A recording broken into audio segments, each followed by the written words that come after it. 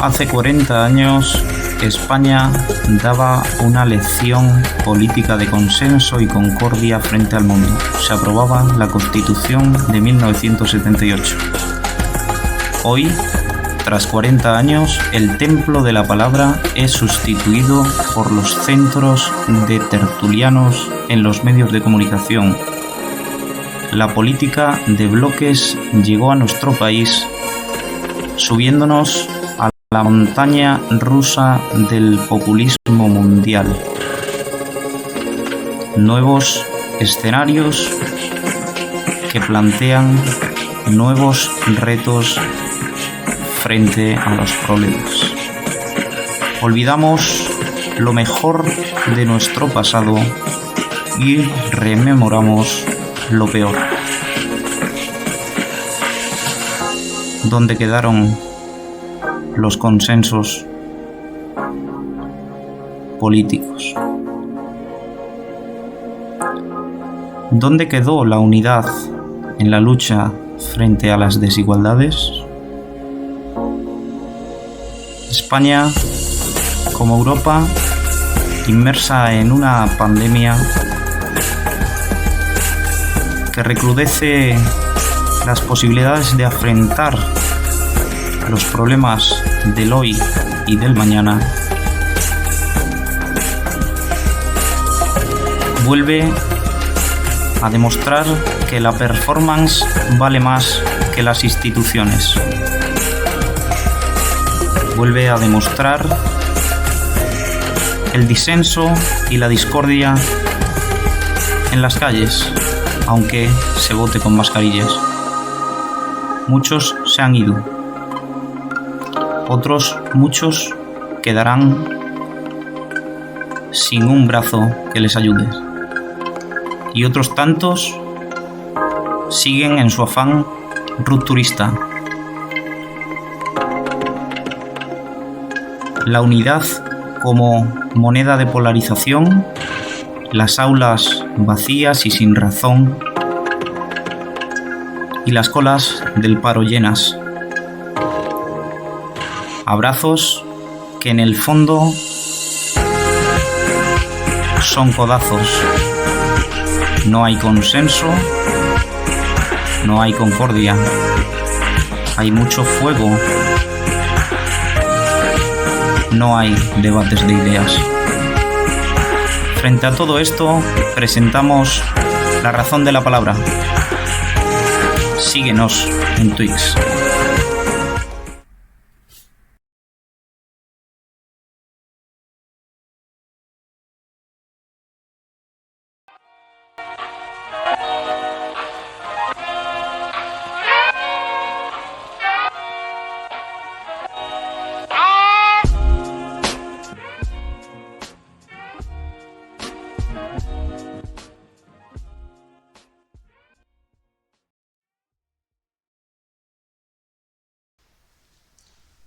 Buenas tardes a todos los que nos estáis siguiendo en estos momentos. Bienvenidos al quinto programa de La Razón de la Palabra. Hoy nos acompaña el catedrático de Derecho Constitucional de la Universidad de Granada, Agustín Ruiz Robledo, que ha cultivado, entre otras materias, muchos estudios sobre el Estado autonómico, y yo la verdad que me acerqué a los conocimientos de Agustín Ruiz Robledo con ocasión de todo lo que tenía que ver en relación a la afectación de los derechos fundamentales en el estado de alarma, y también las extralimitaciones respecto de la parte orgánica de algunos órganos del Estado en relación también a ese estado de anomalía constitucional, el estado de alarma. Pues no lo han hecho adecuadamente o no lo han hecho conforme a la Constitución, como decimos los constitucionalistas. Sin aburriros más sobre la temática que tiene por título y por contenido las reflexiones constitucionales en torno al estado de alarma que ha suscitado su declaración por razón de la pandemia de COVID-19. Voy a pasar ya a presentar al invitado, Agustín Ruiz Robledo, bienvenido.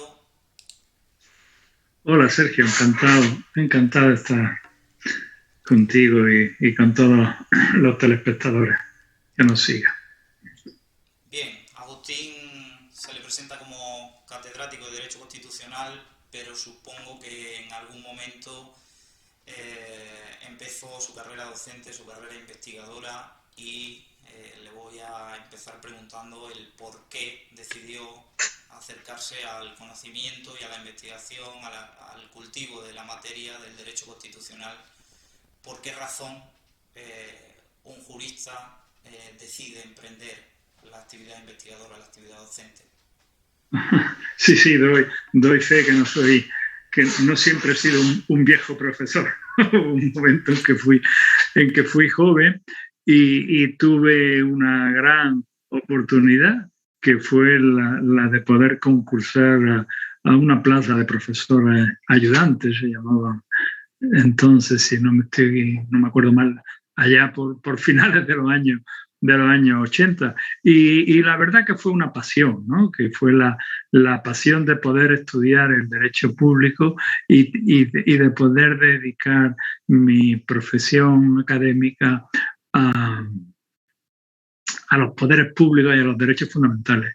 Y por otra parte, tampoco quiero ocultar que fue una forma de huir de una carrera anterior que yo tenía como empleado de una caja de ahorro aquí en Granada, ¿no? Y quizás que era muy bien, era algo bastante mejor pagado que de profesor ayudante y luego muchísimo mejor pagado que catedrático, pero que me gustaba menos. A mí, la verdad es que me gusta mucho ser lo que actualmente soy, ¿no? Que es un profesor de Derecho Constitucional, además de provincia, ¿no? Lejos del centro madrileño. Me llamó mucho la atención esa autopresentación que me mandabas esta mañana como profesor de Derecho Constitucional de provincias, para el que sea un poco ajeno a todo el ámbito del poder que se desenvuelve en Madrid. ¿Por qué dices esto, Agustín? Bueno, lo digo para poner un modo de prudencia cuando uno hace muchas afirmaciones. Esto se me ocurrió en uno de mis últimos artículos, en el que hablaba de la reforma de la Audiencia Nacional, ¿no? Y después de proponer como gran sabio muchas reformas, pues me dio miedo, ¿no? Digo, a ver si estoy diciendo un montón de tonterías, ¿no? Bueno, le puse prudencia a estas reformas, a mi idea de que la Audiencia Nacional tiene demasiado poder y habría que reducirlo, ¿no? Y digo, bueno, esto lo digo pues desde Granada, ¿no? Nunca he sido juez de la Audiencia Nacional, sí que he sido aquí magistrado en la Audiencia Provincial, pero no he estado en la Audiencia Nacional, no he estado en los juzgados de Madrid y a lo mejor la propuesta que estaba diciendo que era que la instrucción no estuviera concentrada en la Audiencia Nacional, sino que estuviera difuminada en los jueces de instrucción de Madrid, pues a lo mejor era un disparate, ¿no? Entonces, en ese sentido de prudencia, de mucho cuidado con lo que uno dice, porque es como me defino yo como profesor de provincia, es decir, persona que está acostumbrada mucho a escribir y que no se le tenga en cuenta. No tengo la responsabilidad política del que hace un proyecto de ley y luego ese proyecto de ley llega al Congreso, llega al Senado, se aprueba, sale y resulta que empezamos a dispararle, como nos ha pasado con esta última ley, la ley 3, de este año que tiene un montón de errores, ¿no? Bueno, es mucho más fácil estar disparando a los errores desde aquí tranquilamente que construirlos, ¿no? En ese sentido en el que yo me defino como un profesor de provincias, ¿no? Como una persona que no tiene la responsabilidad que tiene otra gente. Y si quieres también añadirle como que está fuera del juego político académico, pues también, ¿no? De acuerdo, Agustín. Bueno, la temática que te trae hasta aquí, el estado de alarma, la extralimitación del ejercicio del poder público sobre los derechos reconocidos en la Constitución. ¿Por qué te decides a abrir tus líneas de investigación a esta temática y si crees que estamos ante un momento trascendental para el presente y el futuro del constitucionalismo y del significado de la Constitución como norma de normas. Mira, Rudolf Ihring, uno de los grandes juristas del siglo XIX alemán, decía que el jurista no puede quedarse en el cielo de los conceptos, no puede estar haciendo grandes categorías y luego desentenderse de la práctica.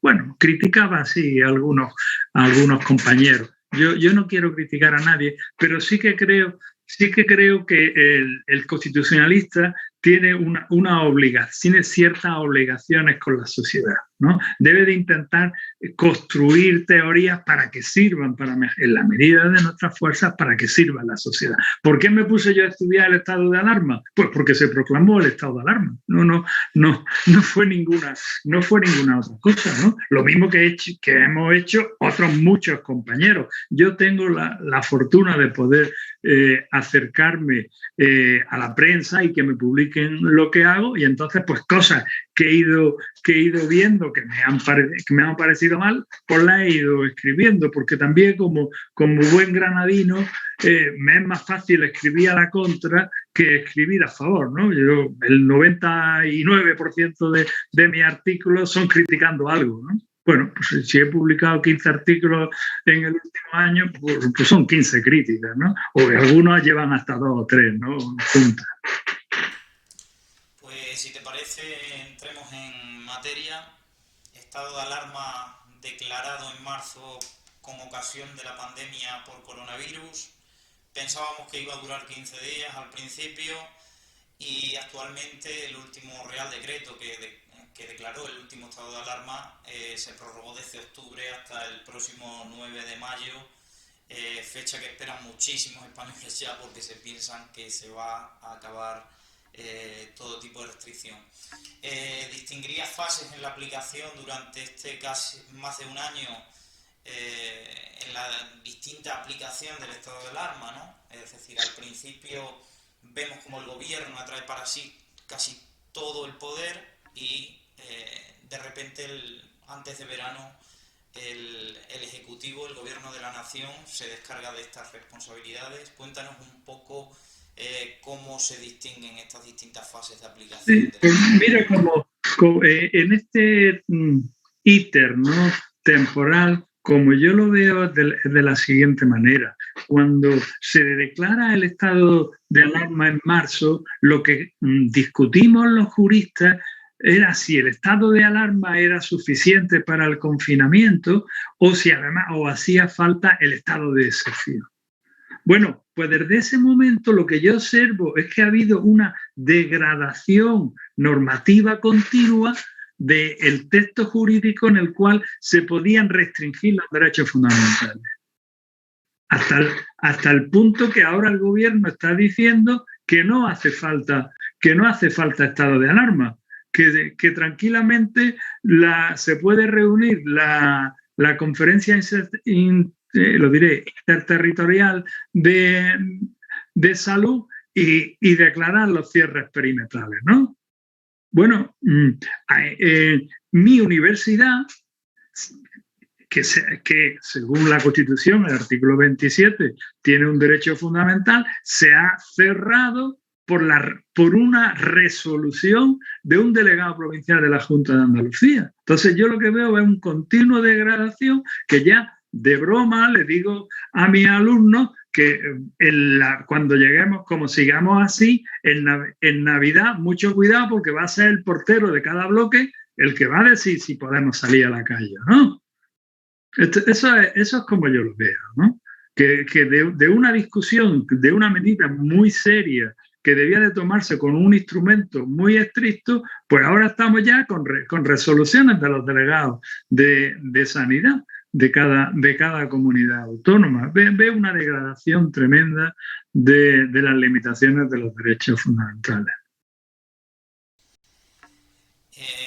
Bueno, se cerraron incluso juzgados en la pandemia, con lo cual se afectó incluso al derecho a la tutela judicial efectiva, ¿Qué derechos han sido más afectados desde tu punto de vista?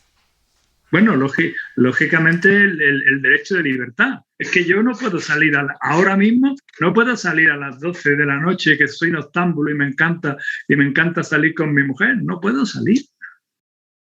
Eso es un derecho fundamental. Estoy mediodía, estoy ¿cómo se llama esto? En prisión, ¿no?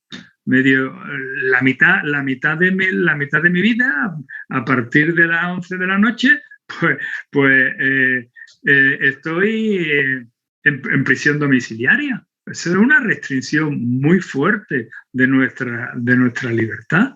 Y no puedo salir, no puedo salir de mi provincia y visitar a familiares que tengo en Málaga por los mismos motivos.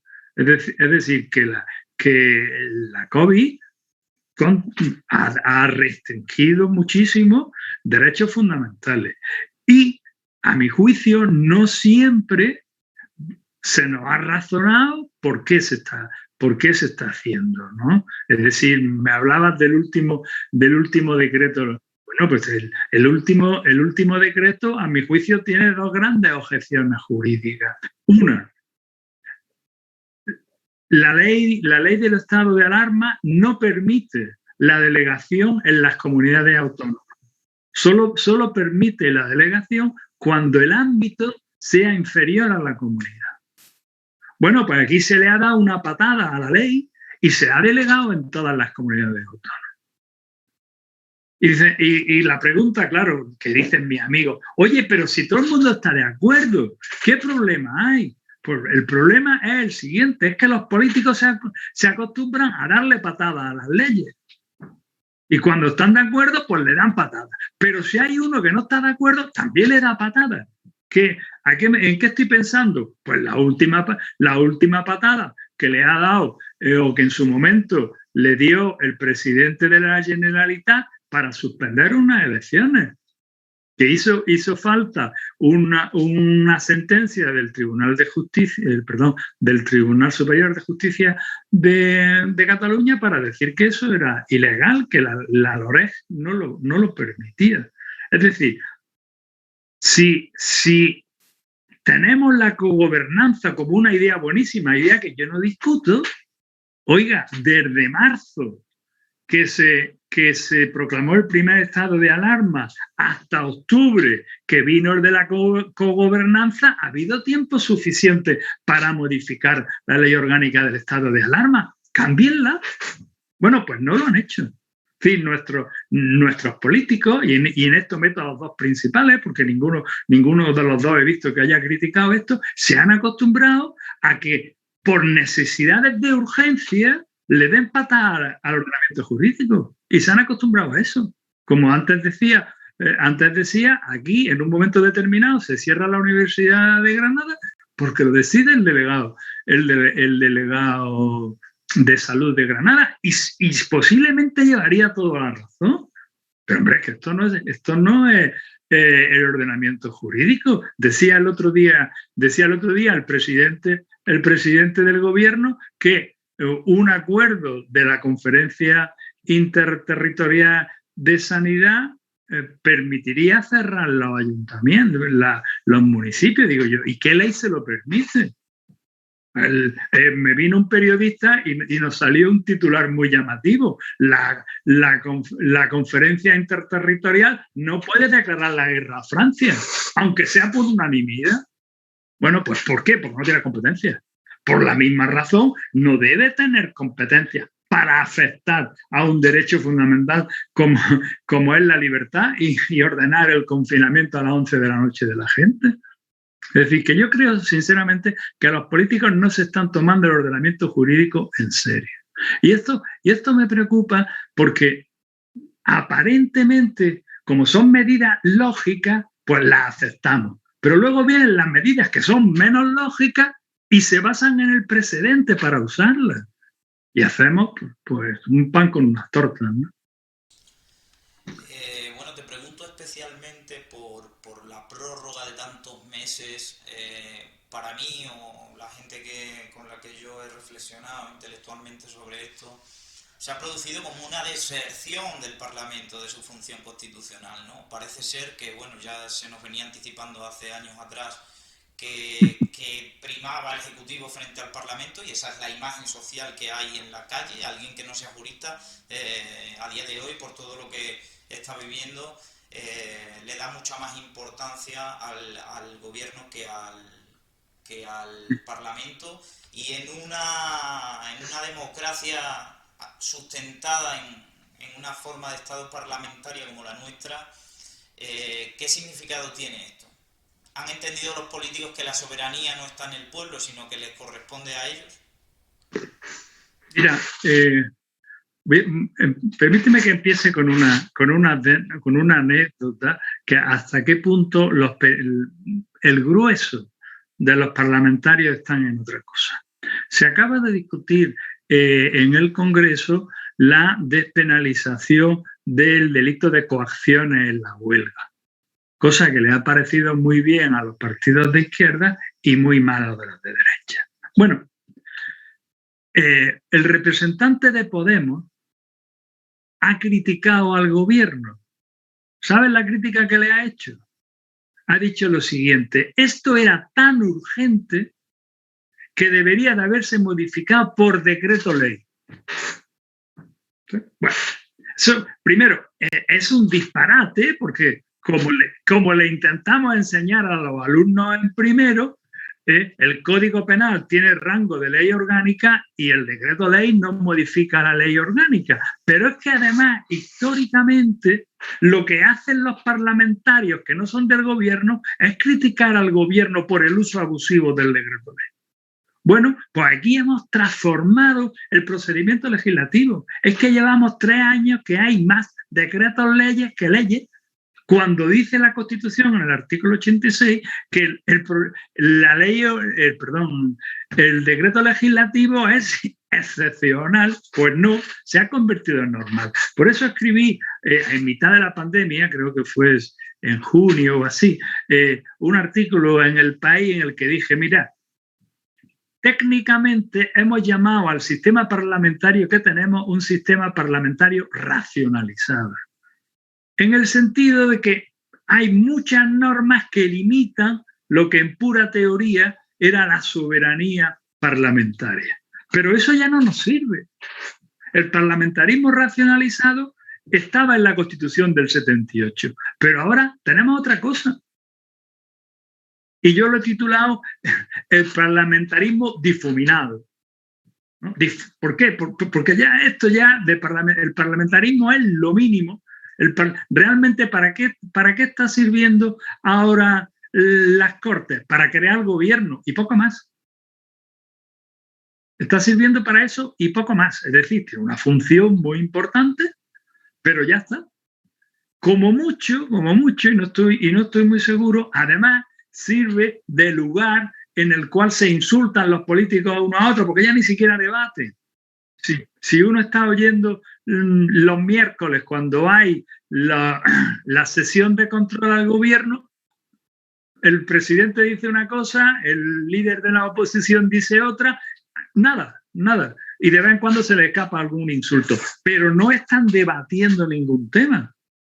No dice una pregunta y el otro contesta, ¿no? Se dedican un poco al más que tú más, tú no sé qué, ¿no? No. Entonces, parlamentarismo difuminado. Estamos en un momento en el que gobiernan los partidos y las decisiones se toman en petit comité. Es más todavía. La teoría nos decía, como el gobierno tiene una labor de dirección política, nosotros enseñamos a nuestros alumnos que la mayoría de las leyes son producto de proyectos del gobierno. Bueno, ha sido así, ¿verdad?, durante muchos años. Pero este gobierno ha descubierto una técnica.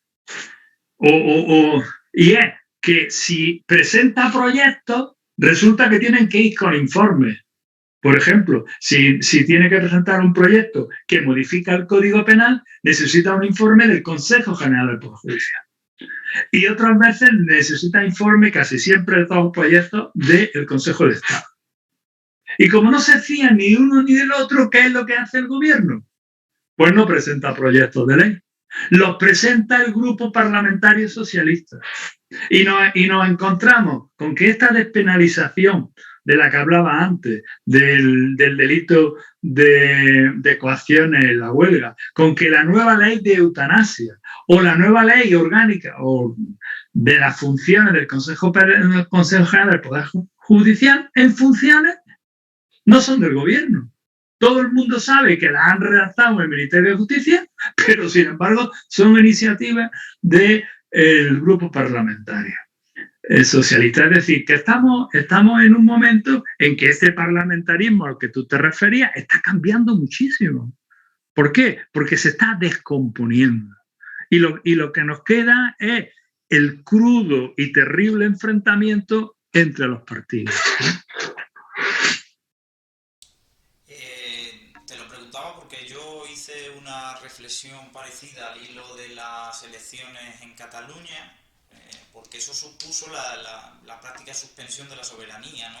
Venimos de un proceso electoral que viene provocado por la propia ley, porque no se pudo elegir un presidente en plazo, y el presidente en funciones, que tal y como está diseñado el estatuto catalán, es el vicepresidente que ostenta la presidencia en funciones, pero prácticamente con ninguna función más allá de las de urgencia, ¿no?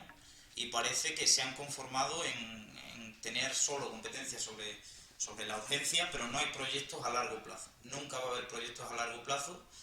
Y lo que decía sobre todo de la falta de control preocupa especialmente la huida del Consejo de Estado, ¿no? Que tanto ha utilizado el Tribunal Constitucional en sus sentencias, ¿no? Y tema de la naturaleza jurídica de las resoluciones del Consejo Interterritorial, ¿cuáles son, Agustín? Mira, sobre responsabilidades de las instituciones. A mí me ha gustado mucho el dictamen que ha hecho el Consejo de Estado sobre la ley de sanidad, nueva ley de sanidad gallega, a la hora de que el gobierno quería presentar un recurso de inconstitucionalidad, porque ha aprovechado una institución, por cierto, dirigida por una socialista, que fue vicepresidenta del gobierno con Zapatero, ha aprovechado para decir algunas cuantas cosas que son verdaderas, ¿no? ¿Y qué es lo que viene? ¿Y qué viene a decir que nos interese con carácter general en este recurso? Aparte de una cosa evidente, y es que Galicia no tiene competencias para poner obligatorio la vacuna. Pues viene a decirle, a recordarle al gobierno que por favor, que no hay competencias, que la ley orgánica de medidas especiales en materia de sanidad dice que se podrán tomar medidas, pero esas medidas son indeterminadas. Y de ahí no puedes deducir cierres perimetrales, cierres de ciudades, toque de queda. No puedes hacer lo que tú quieras. Enumérala. Bueno, pues no hay forma de convencer, y lamento decir esto porque la vicepresidenta es compañera y amiga mía por quinta, ¿no? Nos conocemos desde que hicimos un curso en Sevilla en los años, mitad de los años 80, ¿no? Bueno, no hay forma de convencerlo de que hace falta modificar la ley. O a lo mejor no se trata de convencerlo porque la propia vicepresidenta y el propio presidente en el mes de marzo y en el mes de abril de 2020 dijeron que iban a presentar proyectos de ley modificando la ley de medidas especiales, ¿no? ¿Por qué luego han cambiado de opinión? Pues no han tenido tiempo de explicarlo, ¿no? Están ocupados en otras cosas, no han tenido tiempo de ocuparlo. Ahora, la pregunta de cuál es la naturaleza jurídica de los acuerdos de la Comisión Interterritorial, pues no lo sabemos. Es que, sinceramente, no lo sabemos. Hará falta unas cuantas sentencias para que nos enteremos de cuál es la naturaleza jurídica, porque no está claro. Y el gobierno, una vez más, ha perdido la oportunidad de hacerlo, porque en el decreto del estado de alarma, en este que no hemos discutido el plazo de los 6 meses, pero que estoy seguro que nos parece a los dos, nos parece bastante inconstitucional, pues el gobierno lo único que dice es que el Consejo Interterritorial coordinará. ¿Y eso qué es coordinará? Pues no lo sabemos. No lo sabemos porque en la ley de cohesión no está claro. Lo mismo que no está claro el porcentaje que hace falta para tomar sus acuerdos. ¿Vale? Y aquí se ve la fuerza de la política. La ley de cohesión dice que los acuerdos serán por unanimidad. Pero luego, en el 2015, se aprobó la ley del sector público donde dice que las conferencias sectoriales tomarán acuerdos por mayoría. ¿Vale? Bien. Como el reglamento de la conferencia interterritorial es anterior, pues decía por unanimidad. Y el gobierno de Rajoy quiso cambiar el reglamento y decir, señores, tenemos una nueva ley, la ley de los servicios públicos, vamos a ponerlo por mayoría. ¿Recuerdas quién se opuso en el año 2016-2017, Sergio? Se opusieron todas las comunidades del PSOE. Paradojas de la vida. Llega 2018 y 2019 y nos estalla la crisis en el 2020 y dice el ministro Illa, los acuerdos del Consejo Interterritorial son por mayoría. Y ahora dice el PP, no, los acuerdos son por unanimidad. O sea, en 24 meses han cambiado las posiciones. Hombre, esto no es serio. O es por mayoría o es por unanimidad, pero no según me beneficia a mí o me perjudique. Por eso te digo, Sergio, que no lo sabemos. El reglamento ahora mismo dice que es por unanimidad. ¿Pero eso es correcto? ¿O debe de aplicarse la ley del sector, la ley del sector público? Bueno, pues habrá que resolverlo. Y al final todo es a los tribunales. Luego hay gente que se queja de la judicialización de la política. Hombre, señores políticos, pónganse ustedes de acuerdo, sean serios. Y si en el primer momento no se ponen de acuerdo, en febrero o marzo, luego han tenido un periodo de tranquilidad durante el verano para haber modificado el reglamento, para aclarar si todos los acuerdos son vinculantes o si hay que distinguir entre recomendaciones y decisiones, porque el texto dice recomendaciones.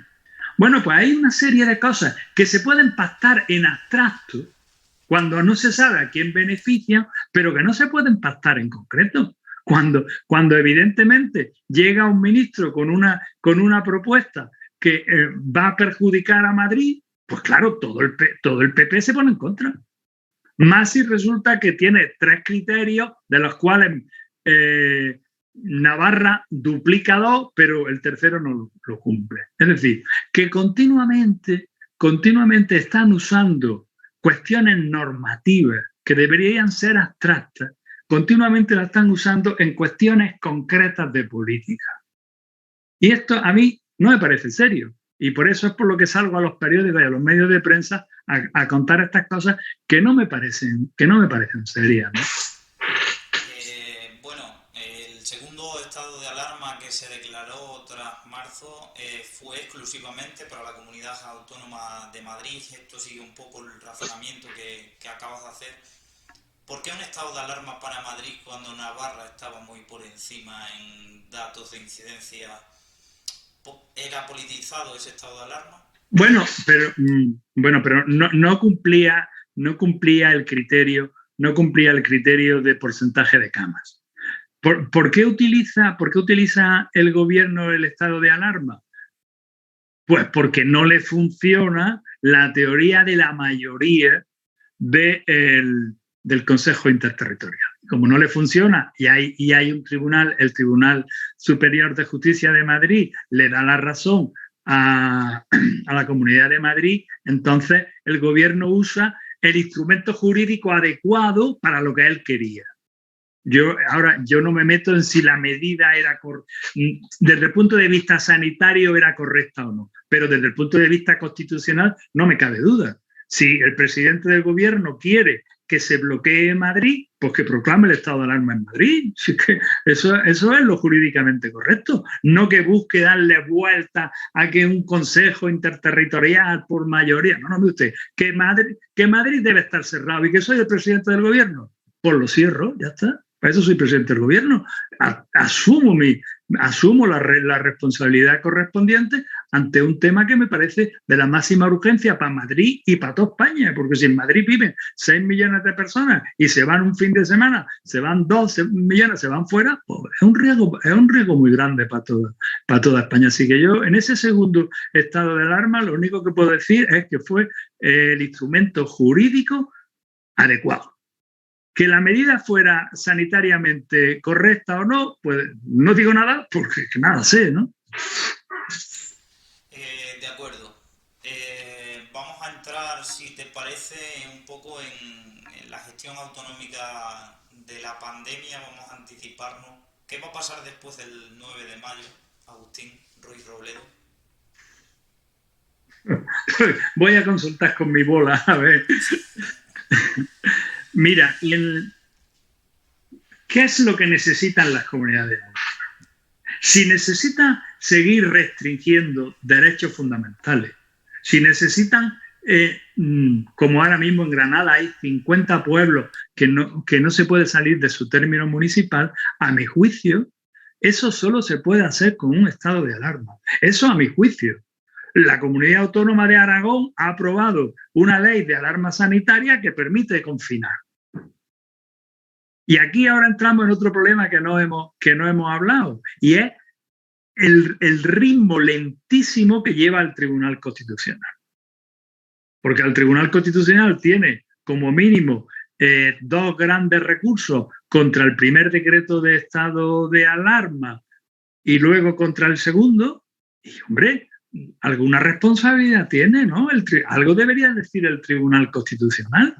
Que yo no digo que no sean importantes el caso de Cantó y que no haga muy bien cumpliendo con el plazo perentorio que le da la ley orgánica del Tribunal Constitucional. Importantísimo y está muy bien que cumpla con ese plazo. Pero, hombre, que tiene un recurso desde marzo y ha pasado ya un año. Entonces, esta idea que algunos mal pensados dicen, lo que está pensando es que se levante el estado de alarma y ya no tenga ningún efecto. Oiga, para eso no estoy yo. Me parece a mí que no sirve un tribunal constitucional. Si hay una polémica y hay una gran duda constitucional, el tribunal lo que tiene que hacer es reunirse, encerrarse si hace falta un fin de semana e intentar llegar a un acuerdo. O pactar por más, o lo que sea, pero resolver los recursos de estado de alarma que está afectando a 47 millones de personas, ¿no? Bueno, pues no lo ha hecho. Me parece muy buena tu reflexión respecto al Tribunal Constitucional y respecto el enjuiciamiento o la aplicación de la justicia constitucional respecto a estos estados de alarma. Sin embargo, sí se ha pronunciado en temas como el derecho de manifestación, allá por últimos de marzo, abril, mayo, y ahí ni siquiera se quiso mojar, ¿no? Y ahí hizo un auto bastante cuestionable respecto a la propia trascendencia constitucional que el mismo Tribunal Constitucional preveía. Yo no quiero ser mal pensado, pero se querrán mojar después de que no haya controversias jurídicas, pero ¿de qué nos sirve a los ciudadanos que nos digan que el estado de alarma ha estado mal hecho si ya nos hemos comido todo lo malo del estado de alarma, ¿no? Es difícil, ¿no? El Tribunal Constitucional tiene una función muy complicada, ¿no? Muy complicada, y parece que no quiere poner poner palos en las ruedas de funcionamiento del Estado de Derecho. Pero a mí me parece que se equivoca. Fíjate que el primer estado de alarma, el que se hizo en el 2010, fue un estado de alarma absolutamente inconstitucional, porque se declaró nada menos nada menos que la militarización de las torres de control y se sometió a los controladores aéreos al Código Penal. O sea, era algo que cualquier persona, siempre decimos lo mismo, ¿no? Los estudiantes de primero, que cualquier persona que se acerque a no ya ni a la ley orgánica, sino a la propia Constitución, al artículo 116, dice, esto es inconstitucional.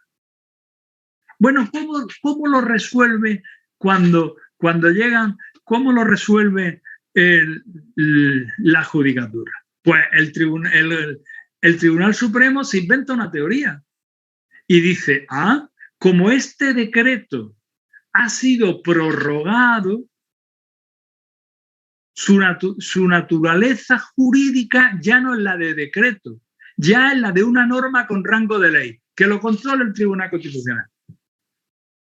Y echa una patada hacia adelante. Fíjate qué cosa más curiosa, ¿eh? La naturaleza jurídica de una norma no depende de ella misma, sino que depende de que se prorrogue por otra norma. Es una cosa que no se mantiene en pie, ¿no? Pero que evidentemente está diciendo el Tribunal Supremo, ¿qué es lo que está diciendo? Por favor, esto es un disparate tan grande que mejor no entro a juzgarlo. Porque como entra a juzgarlo, voy a tener que declarar la inconstitución. Y lo que pasa es que ha servido, porque se resolvió el problemón que había con los controladores aéreos. Claro, pero volvemos a lo que decía hace un rato, y perdón por repetirme, es que nos acostumbramos a resolver problemas políticos y sociales dándole patadas a las leyes. ¿Vale? Es decir, porque no se había sabido resolver un problema con los controladores, al final los militarizamos. Y como eso no permite, como la Constitución no lo permite, pues evitamos su control. Que por cierto, luego llegó el Tribunal Constitucional y vino a decir lo mismo. Sí, vale, bueno, venga. Y ahora ha vuelto a decirlo. Y ahora ha vuelto a decir lo mismo, ¿no? Yo he escrito en contra porque soy bastante cabezón, pero sin ningún éxito, ¿no? No tiene sentido que el decreto, además, ahora el Tribunal Supremo ha dicho, si el decreto no se prorroga, entonces sí lo controlo. Fijaros qué naturaleza jurídica. Es una naturaleza jurídica cuántica, porque puede tener dos naturalezas. Puede ser un decreto, el decreto puede ser o bien decreto, es decir, un acto administrativo sujeto a la jurisdicción contenciosa, o puede ser un acto político sujeto al Tribunal Constitucional. Hombre, yo sinceramente no lo veo correcto, ¿no? Entiendo la posición, por eso decía que yo soy un profesor de provincias, ¿no? Porque yo no tengo esa responsabilidad de ver cuál es la decisión que se toma, ¿no? Y entiendo que un magistrado del Tribunal Supremo o un magistrado del Tribunal Constitucional que dice, oiga, es que como yo declare esto inconstitucional sería un gran follón, ¿no? Yo entiendo eso, pero también les digo a estas personas con estas grandes responsabilidades que ser demasiado deferente con el poder, aceptar todas estas patadas que le dan a la Constitución y que le dan al ordenamiento jurídico, también es malo para el país, porque es que se nos acostumbran y continuamente los juristas y las leyes tienen que estar admitiendo estas interpretaciones y el derecho se inventó para lo contrario. Los avances del derecho es para controlar la arbitrariedad, no para justificarla, es para controlarla. Ahora que sacas este tema de arbitrariedad, discrecionalidad, cumplimiento del derecho para resolver problemas sociales, en mitad del estado de alarma vimos como una operación polémica se saldaba con el cese del coronel Pérez de los Cobos. No sé si has tenido oportunidad de leer la sentencia, pero es un poco también un ejercicio de arbitrariedad, ¿no? Sí, lo mismo que antes decía que me ponía un poco triste sentencias del Tribunal Supremo y del Tribunal Constitucional, con esta tengo que decir que me pongo muy alegre, pero como ciudadano. Es decir, que en un momento determinado la directora general de la Guardia Civil hace una arbitrariedad y hoy día tenemos un Estado de Derecho que la controla. Entonces, en ese sentido, pues me pongo contento. Quizás me hubiera gustado más que la propia directora y el ministro, que es juez, pues que no hubieran hecho la arbitrariedad. Vale, pero la han hecho y el caso es que nuestro Estado funciona.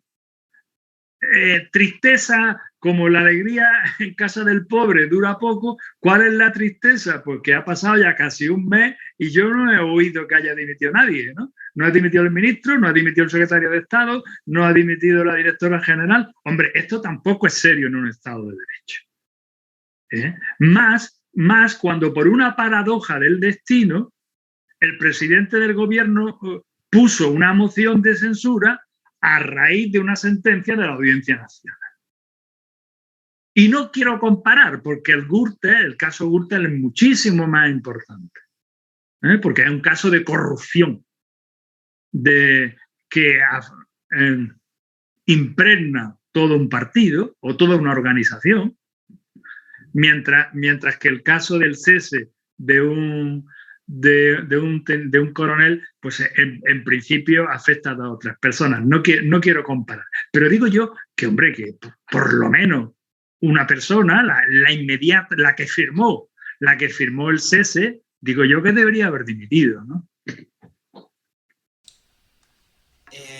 Bien, hemos reflexionado bastante sobre el estado de alarma, pero ¿qué te parecen algunas imágenes como las que hemos visto estos días, esas patadas en la puerta en ese piso de Madrid? ¿Crees que está justificado desde el punto de vista constitucional? Bueno, dice que decía Carlos Marx, ¿no? que la historia siempre se repetía como farsa. Bueno, en los años 90 tuvimos una gran discusión sobre si la sospecha de que se estaba traficando con droga era un motivo para que la policía entrara sin mandamiento judicial, ¿no? Y el Tribunal Constitucional, si no me está fallando la memoria, por unanimidad, dijo que no. Entonces, que ahora se pretenda una cosa que cualquiera entiende. Oiga, la policía llama a la puerta, toc, toc, abra a la policía. Y dice el tío de dentro, no quiero abrir. Y la policía contesta, desobediencia a la policía, ¡pum!, tiro a la puerta. Eso es absurdo. Ha dejado absolutamente sin función el artículo 18. Basta que la policía diga, abra la puerta, policía, para que haya que abrir la puerta. Entonces, ¿dónde está? ¿Cuál es el sentido de la inviolabilidad del domicilio? ¿Que no vaya un policía mudo? Bueno, pues no tiene ningún apoyo, es un disparate, un auténtico disparate. ¿Qué es lo que sucede? Pues que aunque estamos todo el día hablando de gobierno digital y de una España digital y de no sé qué, la policía no tiene una aplicación que le permita conectar con el juez de guardia. Este es un problema tecnológico que tiene nuestro Estado. O sea que yo ahora mismo puedo con Bizum mandarte, Sergio, 100 euros. Tómale por el detallillo, ¿no? O tú a mí, ¿no? Vale, venga, mira, para que te tomes una cerveza.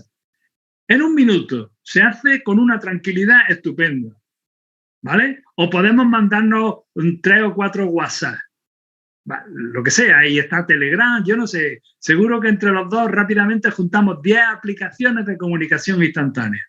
Y resulta que la policía no tiene una aplicación plenamente garantizada para decirle al juez de instrucción, señoría, nos encontramos en esta situación, ¿vale? Hay un piso en la calle tal, calculamos que hay 15 personas dentro, tienen música, no sé qué, no sé cuánto. Da su señoría autorización. Pues si es que si tuviéramos esa aplicación, no, estamos sobrando la tontería de decir si tiro la puerta o no la tiro. Así que tenemos el Estado que pretende ser un Estado moderno, pues está todavía, no digo en la prehistoria, pero desde luego demostrando una falta de capacidad técnica espectacular. ¿Qué decimos de la aplicación? De la aplicación para seguir la COVID. Yo la tengo aquí activada y todavía no me ha dado ninguna alarma. O sea, nunca jamás he estado cerca de una persona que llevaba...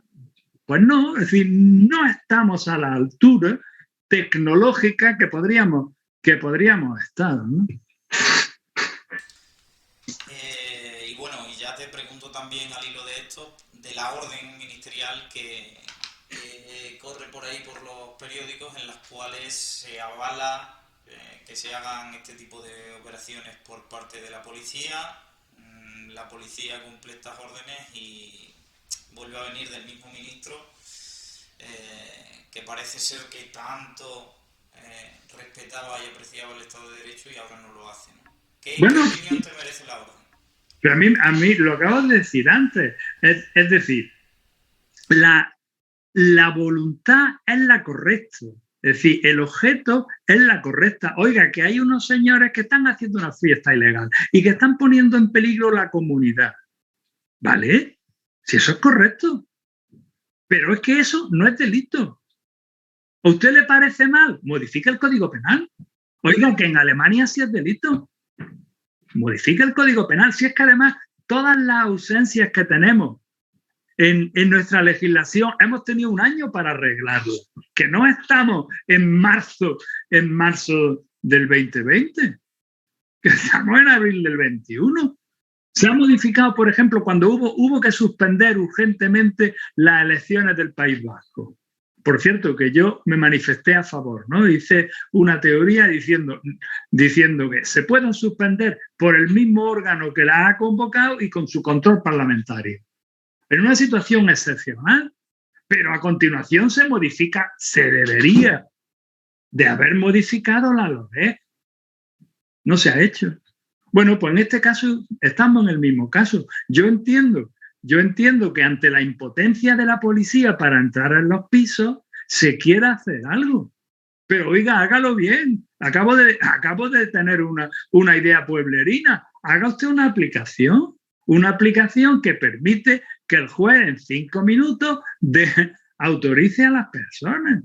No como decía un abogado que el otro día, decía, no, es que si hay 6 personas, 6 que se vayan 4 policías a pedir permiso y los otros 2 que se queden vigilando, pero bueno, eso, ¿y cuántas horas tardan en ir volver? Y ya esos policías se quedan ahí, ya no los dedicamos a nada más. Y si quieren salir los otros 12 y se enfrentan 2, son disparates. Si es que tenemos una cosa que se llama teléfono e internet, vamos a utilizarlo. Entonces, si el ministro tiene ese problema, lo lógico es resolverlo con tecnología, no dándole patadas a la ley de enjuiciamiento criminal y a la Constitución. Es evidente que si la policía pide entrar y no se abre la puerta, eso no es un delito de desobediencia.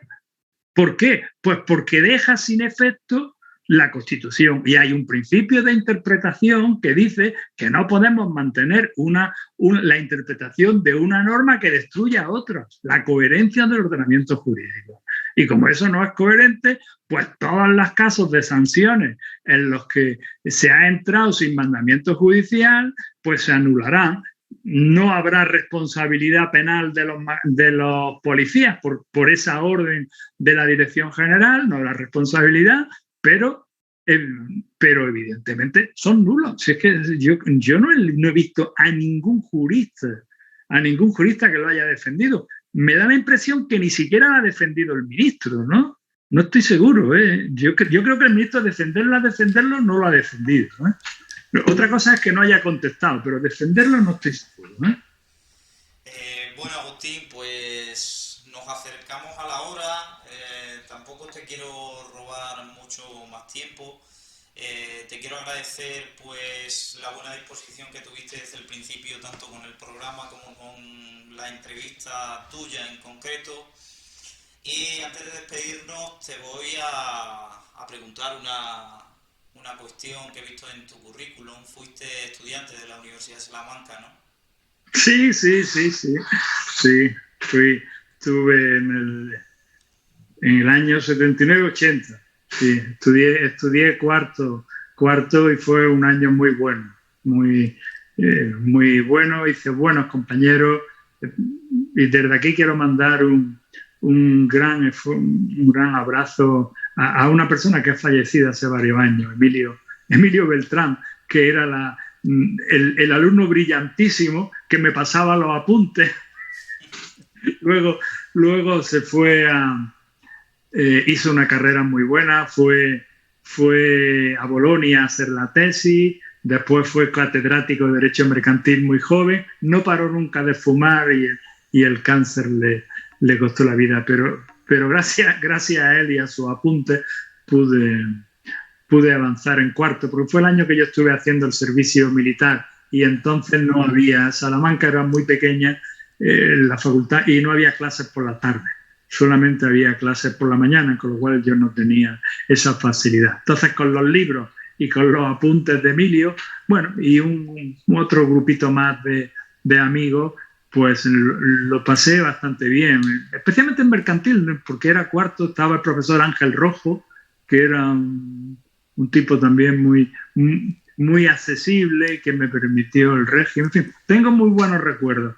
Incluso en su momento pensé quedarme en Salamanca y terminar quinto, pero bueno, hubo ahí ciertos problemas familiares que me obligaron a volver a Granada. Sí, soy salmantino. ¿Tienes ganas de volver algún día a Salamanca? Sería, bueno, siempre que puedo paso por ahí, ¿eh? Y tengo muy buena amistad con Ángela Figueruelo, ¿no? Sí.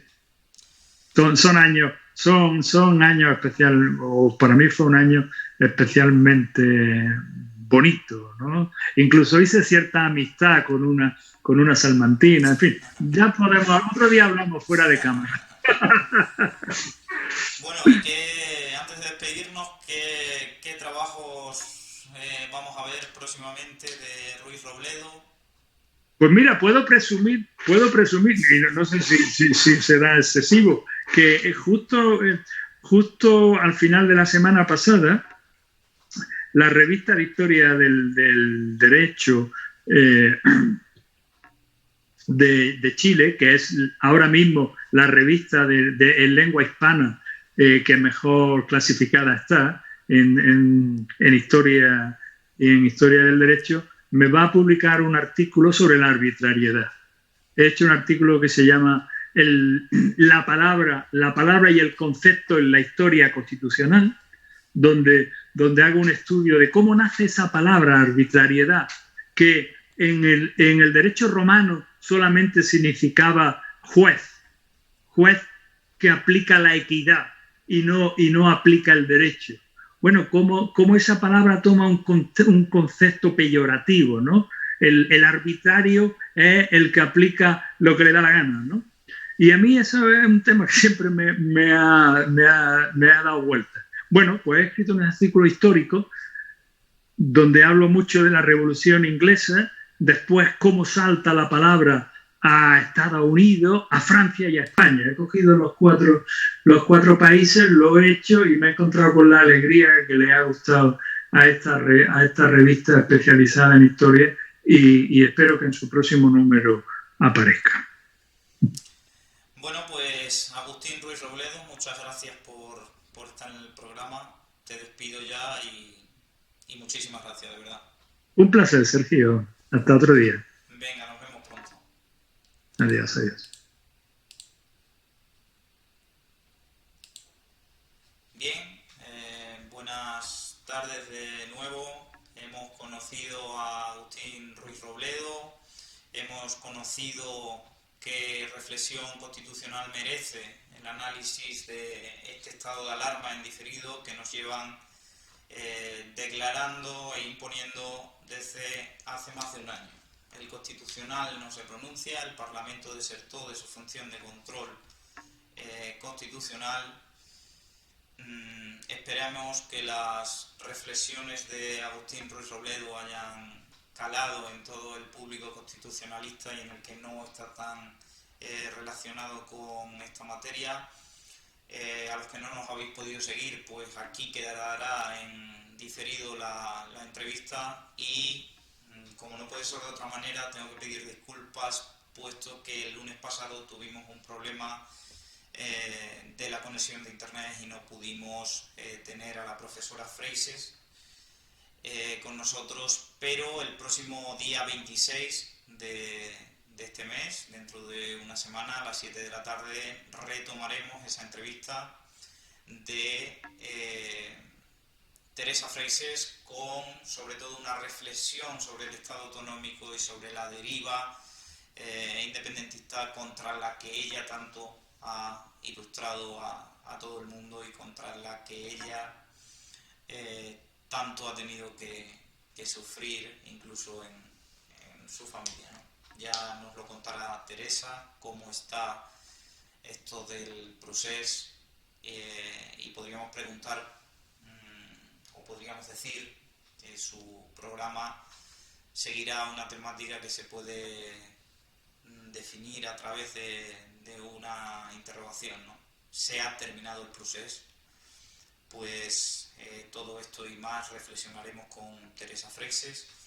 Espero que os haya gustado la tarde que hemos pasado con Agustín Ruiz Robledo y les emplazo al próximo programa de La Razón de la Palabra.